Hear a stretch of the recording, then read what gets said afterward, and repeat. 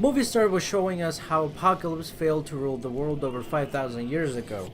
Then we jump to 1983, where Magneto is having a peaceful life in Poland with his wife and daughter. At the same time, Alex Summers brings his brother Scott Summers to Xavier's school for gifted. In Egypt, Moira McTaggart discovers Apocalypse and accidentally wakes him up. Apocalypse goes for a walk and meets Storm and learns everything that happened in the last 5,000 years. Meanwhile, people in Poland find out about Magneto and accidentally kill his family while trying to catch him. Back in the United States, Charles and Alex go to visit Moira to learn more about Apocalypse to recruit Storm, Psylocke, Angel, and Magneto.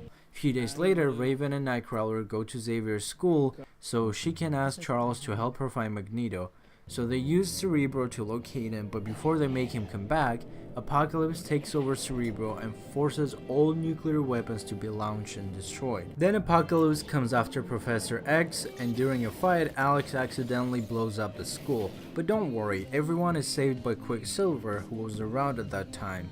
And by the way, if you have time, check out that scene, it's amazing. After that, William Stryker arrives in a helicopter and captures Raven, Moira, Hank, and Peter. Nightcrawler manages to teleport him, Scott, and Jean inside of a chopper, and they travel to Alkali Lake, where they hear Professor Xavier's voice talking to them and telling them to come to Cairo and save them. Jean releases Wolverine, who kills everyone and runs away, thus helping them release Raven and others. After freeing them, everyone travels to Cairo, where Apocalypse destroyed half of Egypt to recreate his pyramid, where he will move his consciousness to Professor's body so he can gain Professor's telepathic powers. Raven tries to convince Magneto to join them, while Nightcrawler finds and teleports Professor X to safety during the procedure of transferring Apocalypse's consciousness.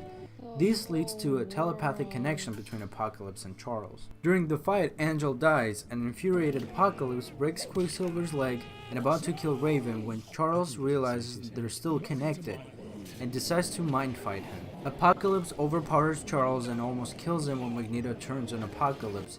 Everyone attacks Apocalypse while Charles asks Jean to join him in his mind fight against Apocalypse and unleash her powers. She joins the fight and unleashes her Phoenix Force, which weakens Apocalypse.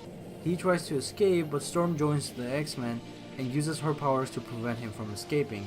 Phoenix Force completely disintegrates Apocalypse until there is nothing left of him, and Psylocke quietly walks away. The team, including Storm and Magneto, return home, where Eric and Jean rebuild the school. A few days later, we see Charles ask Eric to stay, but he refuses and leaves. Charles goes to see how Mystique is training new X-Men. The post-credit scene shows us a bunch of agents coming to Stryker's facility to take samples of Wolverine's blood and put it in the briefcase with the logo of Essex Corp. Thanks for watching. If you want any other movie sums, let me know in the comments below which movies you want me to do next. If you liked the video, please press that like button. Or don't. It's up to you. But make sure to subscribe for more.